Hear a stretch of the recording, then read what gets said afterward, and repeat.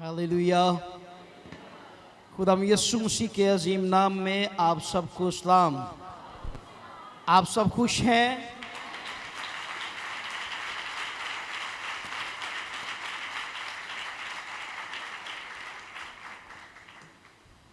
मेरा दिल खुदा की पाक हुजूरी में शुक्रगुजारी से भरा है।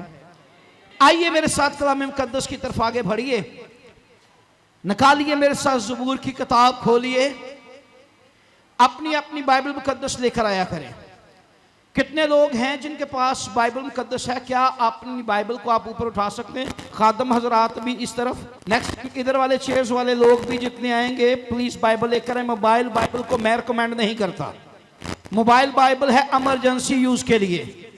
चर्च हैकल जो है ये आप अपनी बाइबल को लेकर आए ताकि रास्ते में आने वाला भी देखे कि आप जा कहां पे रहे हैं। हाँ, आप कहां पे जा रहे हैं। मोबाइल बाइबल होती है इमरजेंसी यूज के लिए, लेकिन जब आप आई प्रॉपर चर्च में रहे हैं, इबादत करने के लिए आ रहे हैं, तो फिर आपके हाथ में आपकी बाइबल का होना इंतहाई जरूरी है। आमीन। इसलिए नेक्स्ट टाइम आप पढ़े लिखे हैं, खुदा ने आपको शौर बख्शा है। आप मैं खुश हूं। बहन फरदोस को देखें, बहन गोगी को देखें, बाजी बैठी है। ये वो लोग हैं जो बाइबल मुकद्दस को पढ़ नहीं सकते थे, लेकिन इन्होंने ईमान से बाइबल मुकद्दस को उठा लिया। आज ये अनपढ़ लोग बाइबल मुकद्दस को पढ़ सकते हैं क्योंकि ईमान की जंग इन्होंने जीती है। आमीन। इसलिए अगर अनपढ़ बंदा बाइबल उठा के बाइबल पढ़ सकता है तो आपको तो खुदा ने इल्म दिया है, आपके पास तो इल्म है। आप कहीं से भी आते हैं, कोशिश करें अपनी बाइबल मुकद्दस साथ लेकर आएं, आपकी बरकत दुगनी हो जाएगी। आमीन। निकालिए जी ज़बूर 118 उसकी 22वीं आयत। ज़बूर की किताब 118 ज़बूर और उसकी 22वीं आयत में यूं लिखा गया है, जिस पत्थर को मामारों ने रद्द किया वही कोने के सिरे का पत्थर हो गया। खुदा के कलाम को पढ़ने, खुदा के कलाम को सुनने और इस पर अमल करने वालों के लिए खुदावंद से बरकत चाहते हैं। सब बोलिए आमीन। ऊंची आवाज में जवाब दीजिए आमीन। आमीन। मेरे जीजो, आज हम कीमती पत्थर के तल्लक से बात करने वाले। किसके तल्लक से? और आज जब हम बात करेंगे यकीनन आप बरकत पाएंगे। कलाम मुकद्दस ज़बूर नवीस एक पत्थर की बात कर रहा है और वो ये कहता है जिस पत्थर को मामारों ने रद्द किया वही कोने के सिरे का पत्थर हो गया। ऐसा लगता है कि वो मामार इस पत्थर की वैल्यू समझते नहीं है, या वो इस पत्थर को इस काबिल नहीं समझ रहे कि इस पर बिल्डिंग जो है ये खड़ी की जाए। उन्होंने इस पत्थर को रद्द कर दिया है। उन्होंने इस पत्थर को इस्तेमाल में लाना समझा ही नहीं है। और अगर हम थोड़ा सा और आगे बढ़ें, इसी पत्थर को या इसी रेफरेंस की बेस पर अगर हम आगे बढ़ें तो नए अहदनामा के अंदर ये पत्थर हमें मसीह की तरफ भी इशारा दे रहा है। किसकी तरफ इशारा दे रहा है? मसीह की तरफ। क्योंकि अगर हम यीशु मसीह की जिंदगी पर गौर करते हैं तो नए अहदनामा के अंदर हमें पता चलता है कि यीशु मसीह के दौर में, उनकी मनादी के वक्त में, फकीयों, फरीसियों, शरा के आलमों, इल्म रखने वालों, हाकिमों ने मसीह को रद्द किया, मसीह की कदर ना की। और अगर आप यहां से थोड़ा सा और आगे बढ़े तो तो हमें ये साया 53 के अंदर भी ऐसी पेशन गोई जो कि ज़बूर 118 के अंदर हमें मिल रही है, ये साया 53 के अंदर भी हमें इसी अंदाज में ये बात मिलती है कि वो मर्द गमनाक हकीरो मरदूद, उसकी तहकीर की गई, उसकी कुछ कदर ना की गई। और ये किस पर हुआ? यीशु मसीह के साथ। ज़बूर 118 22वें आयत में लिखा है, जिस पत्थर को ममारों ने रद्द किया वही कोने के सिरे का पत्थर हुआ।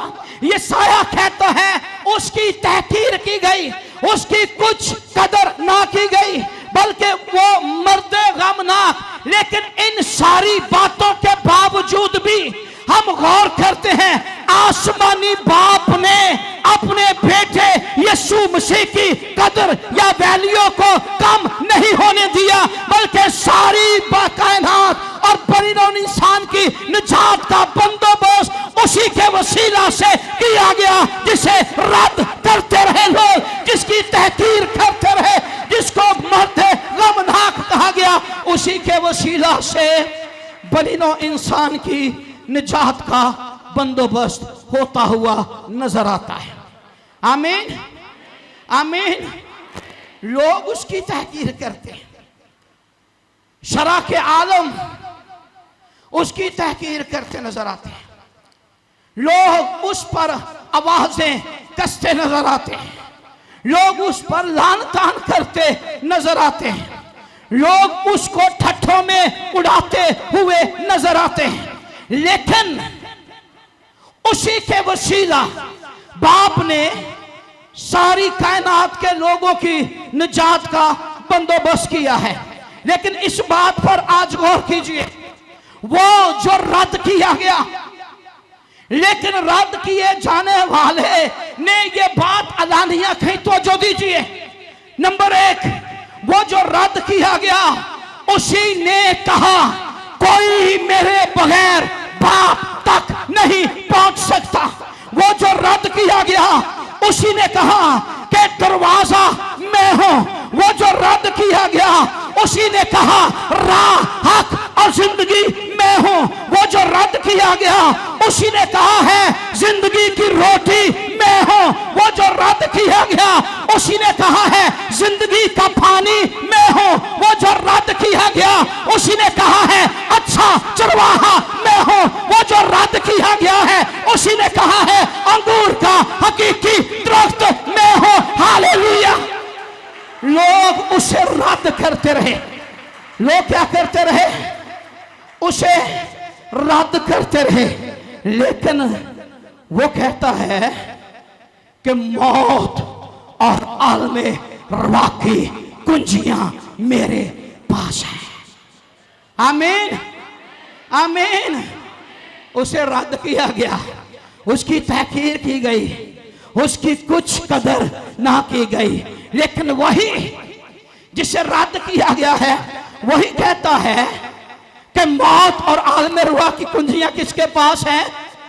वही कहता है कि कोई मेरे बगैर बाप तक नहीं जा सकता। यानी जन्नत और फिरदौस उसके बगैर ना मुमकिन है।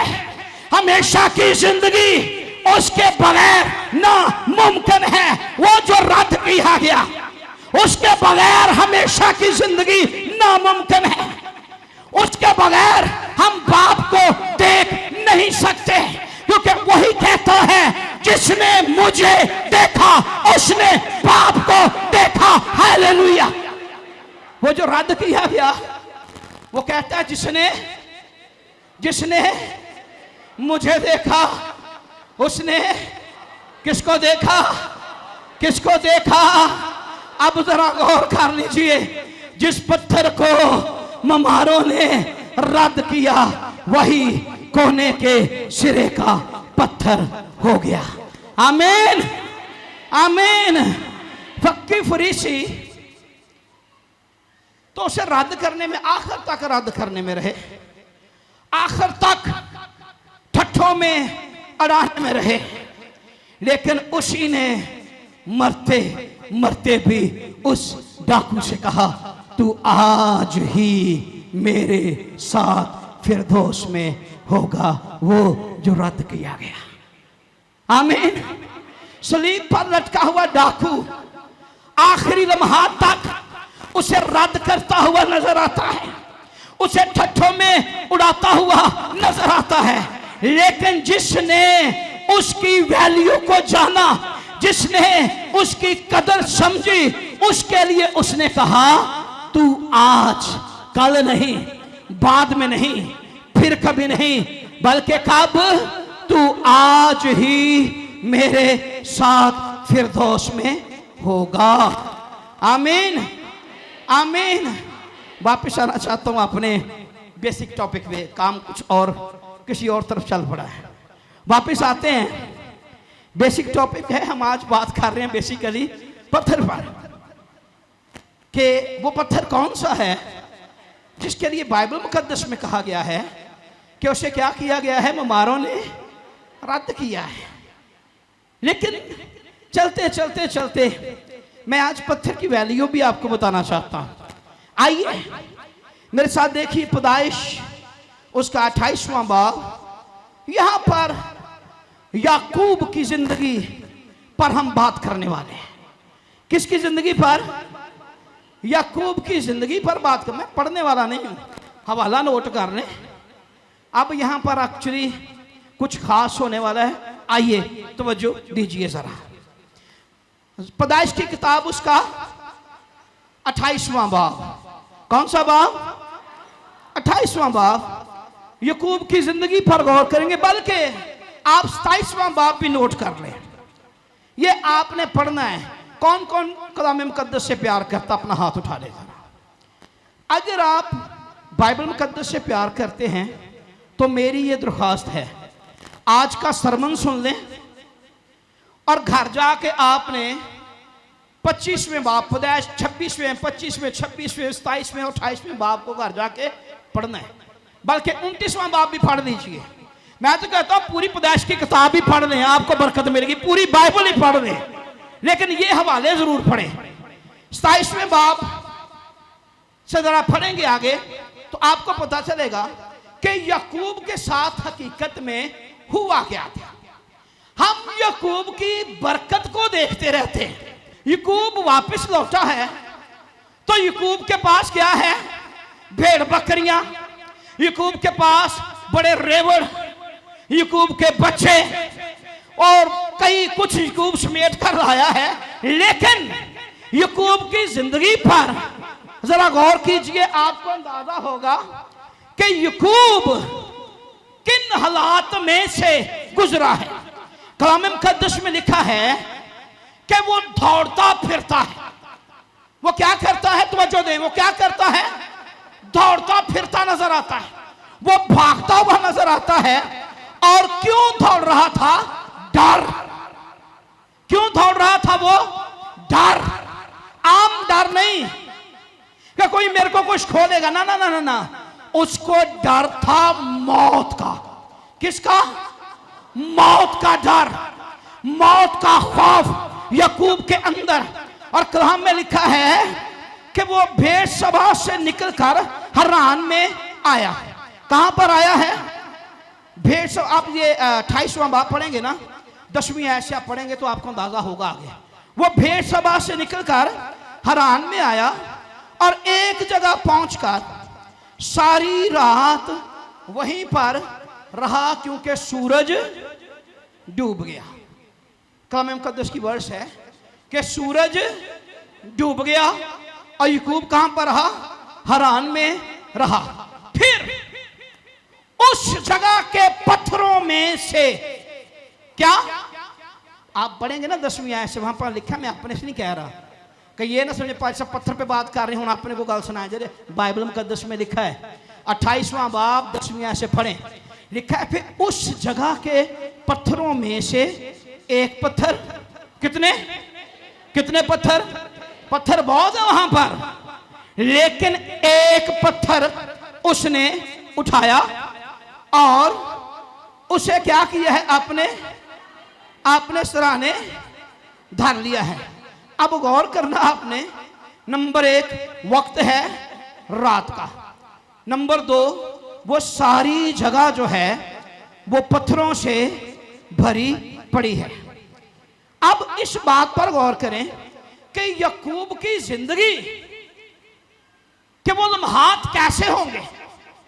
बंदा घर से भागा हो, पीछे उसे पता है कि मौत मेरे पीछे चढ़ी आती है, क्योंकि उसका भाई याकूब को मारना चाहता है। अब भाई के डर से कि मेरा भाई मुझे मार देगा, वो बंदा भागा ही फिरता है, भागा ही फिरता है, भागा ही फिरता है। और जो डर हो ना मौत दा ते फिर भजिया नहीं जाता। ये बात हकीकत है। फिर भागा भी नहीं जाता। कई बार बंदा डिगदा उठदा भजदा कि किसी तरह मेरी जान बच जाए। याकूब के साथ ऐसा था। याकूब भागा दौड़ा, लेकिन कलाम में लिखा एक जगह पर पहुंचकर भेड़सबा से निकला है और कहां पर पहुंचा है, हरान में पहुंचा है। और वहां पर उसे क्या पड़ गई है, रात पड़ गई, सूरज डूब गया और उसने उस जगह के पत्थरों में से एक पत्थर उठाया, अपने सर के नीचे रखा और सो गया। अब जरा यहां पर रुकें तो सही मेरे साथ। हम याकूब की बरकतों के मजे तो बड़े लेते, दुआ करते, यह भी कहते अब्राहम, इसहाक और याकूब के खुदा। लेकिन जरा रुको, अब याकूब को देखो तो सही कि याकूब इस प्रोसेस में से गुजरा है और उसके साथ हुआ क्या है। अब सुने जरा तवज्जो से, मैंने बड़ी डिटेल में ये चीजें आपके लिए निकाली हैं, बल्कि मेरी बूढ़ी ने मेरी बड़ी मदद की थी चीज़ा कड्डन लबंच। अब जरा देखें याकूब कहां निकला है, भेड़सबा से। और ये भेड़सबा आपको पता है कहां पर है, यह इस्राइल का जनूबी इलाका। कौन सा इलाका, इस्राइल का जनूबी इलाका। इस्राइल के जनूबी इलाका से याकूब दौड़ा है। कहां से दौड़ा है, इस्राइल के जनूबी इलाके से याकूब दौड़ा है और हरान में पहुंचा है, असीरिया। और कहां पर पहुंचा है, हरान में, शाम का शुमाली इलाके का एक शहर हरान। कहां से भागा है, इस्राइल के जनूबी इलाके से भागा है, शाम के इलाका के अंदर हरान शुमाली इलाका में पहुंच गया है। और वहां पर कितना वक्त गुजारा है कि शाम रात पड़ गई, सूरज क्या हो गया है। अब ये कोई छोटा सफर नहीं है, ये लंबा सफर है जो इसने तय किया है। क्या किया इसने, लंबा सफर तय किया है। और उस वक्त का सफर जहाजों वाला नहीं था कि बिजनेस क्लास ले ली, वहां पर बिजनेस क्लास लेकर 5 स्टार होटल में लेट गया। ना ना ना ना ना ना, ना इसके पास बिजनेस क्लास जहाज था, ना इसके पास 5 स्टार होटल था। लिखा है हरान में पहुंचकर सूरज गरूब हुआ और पत्थरों में से एक पत्थर उठाया है। क्या किया है, एक पत्थर उठाया है। अब बंदा नंबर 1 हो खौफ के अंदर, और खौफ मौत का, डर मौत का। नंबर 2 बेचैनी के अंदर। नंबर 3 बेचैनी के साथ, सफर के साथ उसकी जिस्मानी कैफियत क्या होगी, उसकी हालत क्या होगी। एक बंदे ने मीलों मील सफर किया, पता नहीं उस वक्त सफर होता था गधों पर, उस वक्त सफर होता था घोड़ों पर, उस वक्त सफर होता था पैदल चलने या खच्चरों पर, या मुख्तलिफ तरीके इस्तेमाल किए जाते थे। लेकिन ये शख्स वहां पर जब पहुंचा है तो इसकी हालत कैसी होगी आप अंदाजा लगा सकते हैं। एक बंदा खौफ के अंदर, दूसरा बेचैनी के अंदर, तीसरा जिस्मानी हालत नठात। क्या ऐसे बंदे को सुकून की नींद मिल सकती है, बताइए बताइए, ऐसे बंदे को क्या सुकून की नींद मिल सकती है। तो मुझे यह बताइए कि क्या उसको सुकून की नींद मिल सकती है? बंदा खौफ में हो, मौत का डर हो, तो क्या बंदा सुकून की नींद सो सकता है? बताइए जरा मुझे। लेकिन याकूब कैसे इत्मीनान से लेट गया? याकूब कैसे अच्छा ख्वाब देख सकता है? बंदा खौफ में हो तो फिर अच्छे ख्वाब नहीं, बल्कि मौत का ख्याल ही बंदे के दिल और दिमाग पर छाया रहता है। लेकिन याकूब की साथ सिनेरियो ही डिफरेंट है। याकूब तो ऐसे लगता है जैसे मीठी नींद सोया है, इत्मीनान की नींद सोया है, जैसे कोई डर खौफ नहीं है। तो कलाम में लिखा है उसने ख्वाब देखना शुरू कर दिया। और जेड़ा बंदे नूं मौत का डर होए उन्होंने अच्छे ख्वाब आते हैं, मेरा नहीं जे ख्याल आते हैं। या उसे सुकून की नींद आती है, मेरा नहीं ख्याल। और फिर कई मील का सफर तय करने के बाद बंदे की तो हाय हाय हाय खत्म नहीं होती। लेकिन याकूब के लिए कलाम कहता है उसने पत्थर रखा और वो सो गया और वो ख्वाब देखना शुरू हुआ है। अब ख्वाब की अगर बात करें तो ख्वाब क्या देखता है? कलाम में लिखा है वो देखता है एक सीढ़ी जो जमीन से कहां तक पहुंची है? आसमान तक। खुदा के फरिश्ते उस पर चढ़ते और उतरते। क्या करते हैं खुदा के फरिश्ते? चढ़ते और उतरते। लेकिन इसके साथ वो कहता है कि मैंने सीढ़ी के ऊपर किसको खड़े देखा? किसको खड़े देखा? किसको खड़े देखा? खुदा को खड़े देखा। खुदा खामोश नहीं खड़ा था। खुदा खामोश नहीं खड़ा था, बल्कि खुदा ने कलाम करना शुरू कर दिया। बल्कि क्या करना शुरू कर दिया? खुदा ने कलाम करना शुरू किया है। और कलाम क्या खुदा कर रहा है कि मैं खुदावन ते बाप अब्राहम का खुदा। किसका खुदा? किसका खुदा? अब्राहम का, अब्राहम का खुदा, इसहाक का खुदा। फिर कहता है मैं ये जमीन, कौन सी जमीन? जिस पर से पत्थर उठाया है। कौन सी जमीन? जिस पर से पत्थर, हालेलुया, आमीन, थैंक यू हॉली स्पिरिट। चलते चलते बात एक और मेरी है, वो भी अब आपको बताता हूं। जिस पर से पत्थर उठाया है वो जमीन मैं क्या करूंगा? तुझे और तेरी नस्ल को दूंगा। क्या करूंगा? वो जमीन तुझे और तेरी नस्ल को दूंगा। इससे पहले कि ये बात मेरे ज़हन से निकल जाए, सुन लीजिए। वो पत्थर जो लोग आपके रास्तों में अड़काते हैं, या वो दुश्मन जो आपके सामने पत्थर का काम करते हैं, अगर खुदा उस पत्थर के सबब से याकूब को कह सकता है कि ये जमीन तुझे दूंगा, तो वो पत्थर जो दुश्मन आपके रास्ते में लाता है, वो चाहे आपका अजीज है, चाहे रिश्तेदार है, चाहे मोहल्लेदार है, चाहे कोई गली का बंदा है, जैसे वो जमीन खुदा ने याकूब को कर दे दी, खुदा उन दुश्मनों को, उन पत्थरों को आपके पांव तले की चौकी बनाएगा। खुदा उन्हें आपके ताबे कर देगा। लेकिन उठाइए, उठाइए उन पत्थरों में से। याकूब ने क्या किया है? उन पत्थरों में से एक पत्थर, और खुदा ने कलाम क्या किया? मैं ये जमीन जिस पर तू लेटा है तुझे और तेरी नस्ल को दूंगा। फिर लिखा तेरी नस्ल। तेरी नस्ल कैसी होगी?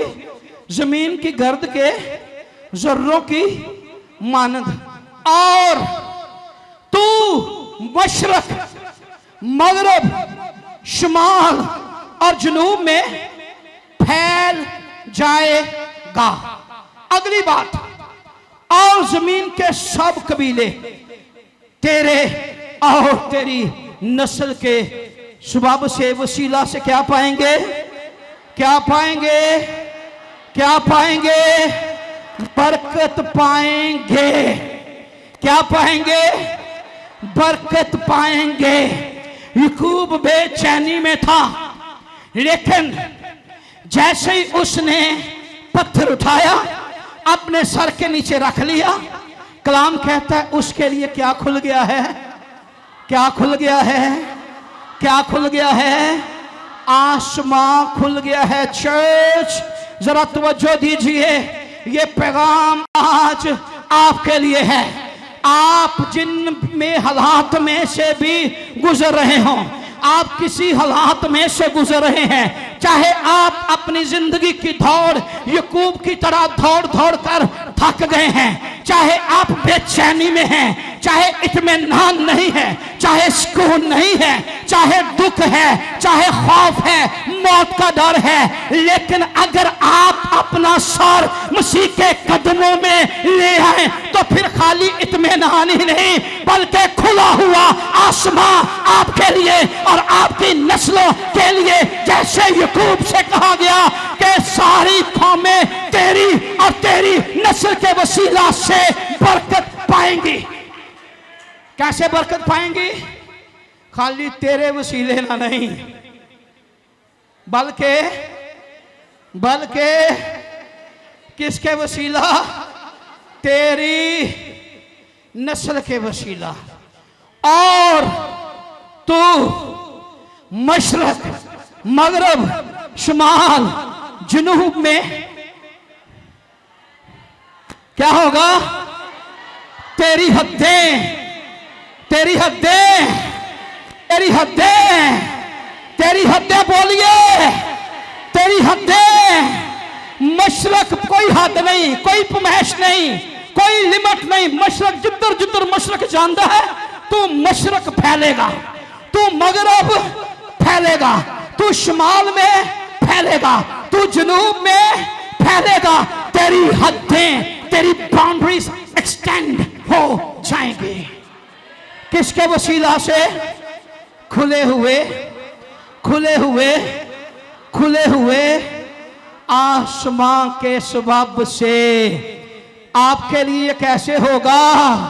जिस पत्थर को मुम्हारों ने रद्द किया, वही कोने के सिरे का पत्थर हुआ। मैं दुनिया के पत्थरों की बात नहीं कर रहा, ना मैं आपको ये कहता हूं कि जाओ कल पत्थरों के सामने झुक जाओ, ना मूर्तों के सामने झुकना, ना पत्थरों के सामने झुकना, बल्कि उसके सामने झुकिए जो जिंदा चट्टान है, और वो कोई और नहीं बल्कि मेरा आपका मसीह यीशु जिंदा चट्टान है।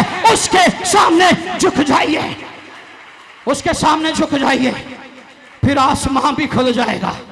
फिर ना आपको मशरक जाने से कोई रोकेगा, ना मगरब जाने से कोई रोकेगा।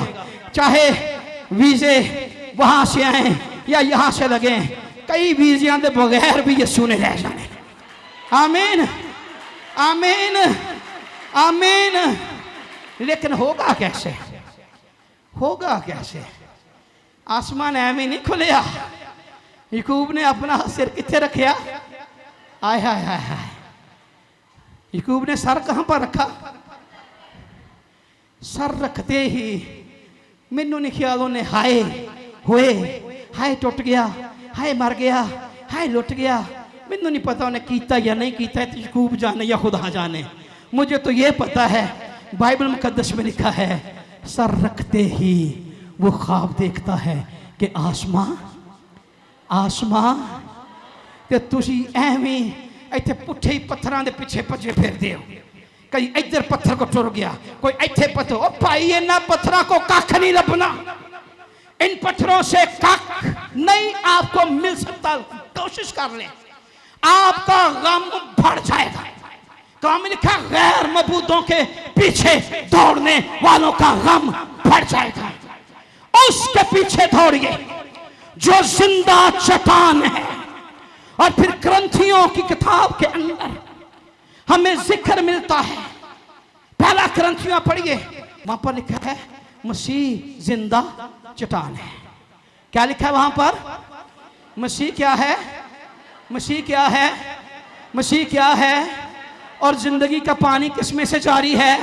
जो मैंने शुरू में कहा, जो रद्द किया गया, उसी ने कहा जिंदगी का पानी, जिंदगी का पानी।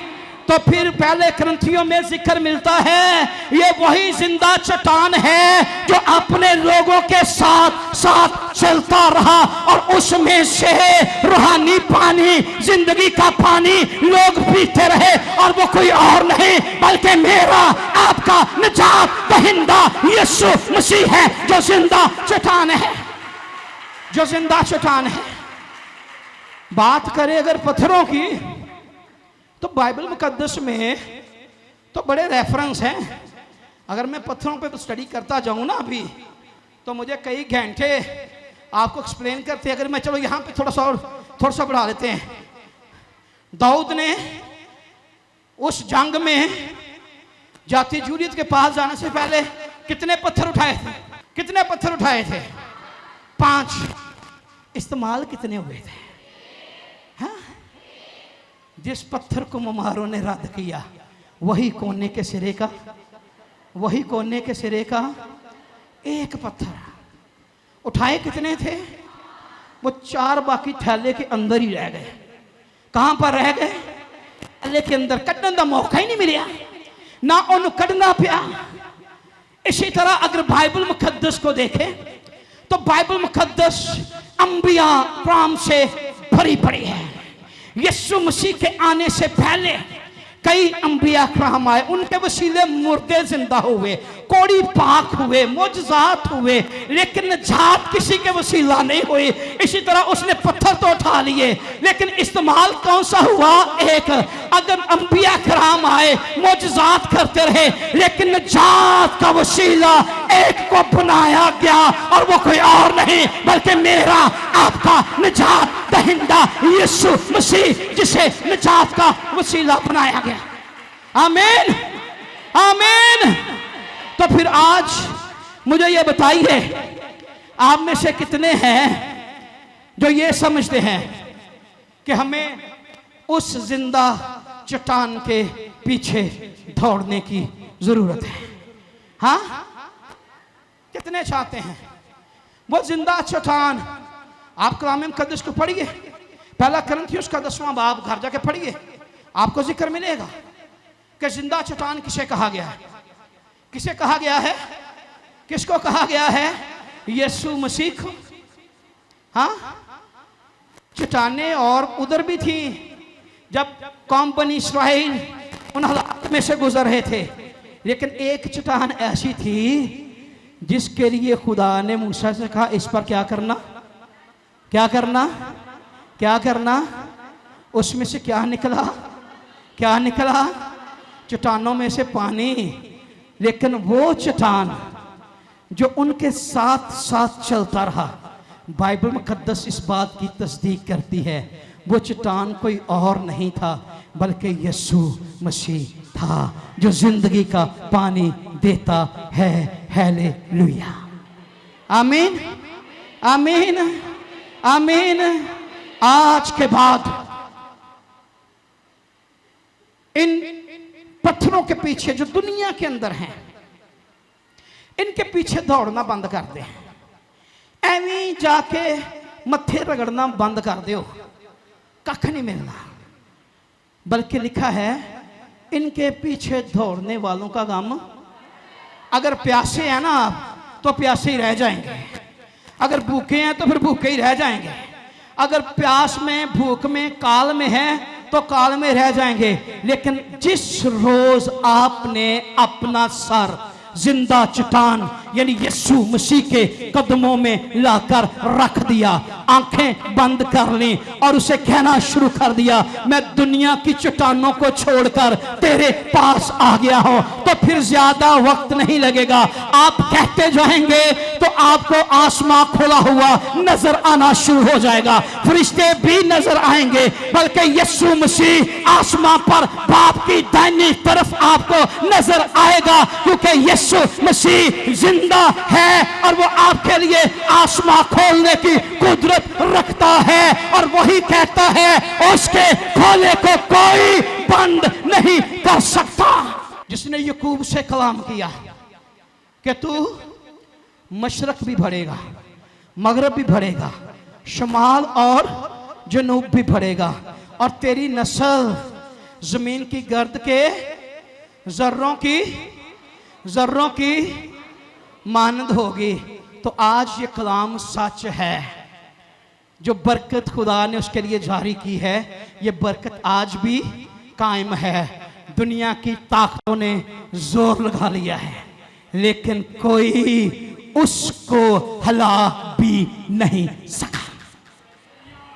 क्यों? ये खुदा का कलाम उसके लिए है। ये किसके लिए है? याकूब के लिए। और मेरे अजीजों, ये कलाम आज आपके लिए है। दुनियादारी के काम, दुनियादारी की बातें, मूर्ति और पत्थर, इनका पीछा छोड़ दीजिए। जिंदा चट्टान यीशु के साथ चलिए, क्योंकि यीशु मसीह वो चट्टान जैसे कौम बनी इस्राएल के साथ साथ चलता रहा, वो आपके साथ चलने की भी कुदरत रखता है। खुदा आप सबको बरकत दे। God bless you. अगर आप चाहते हैं कि आप 24 घंटे खुदा के खादिम पास्टर शहजाद के साथ राब्ते में रहें और खुदा का खादिम आपके लिए दुआ करे, तो आप हमारे इस YouTube चैनल को, जो कि पास्टर शहजाद सदीक ऑफिशियल के नाम से है, इसे सब्सक्राइब करें और बेल आइकन को भी प्रेस करें। God bless you all.